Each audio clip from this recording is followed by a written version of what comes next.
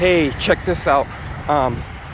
Was over in the Lakeville area, got a call to do a roof repair, and once I got out on the roof, started doing some research, and this roof is currently leaking, so there's water coming in.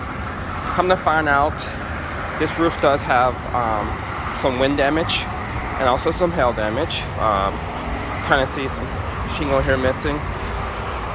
Was able to get this particular client, able to get an insurance company out. We were able to get the whole roof replaced due to wind and hail damage. So if you have a hotel in the Minnesota area, it'd be a good idea to get an inspection every year. We offer free roof inspections.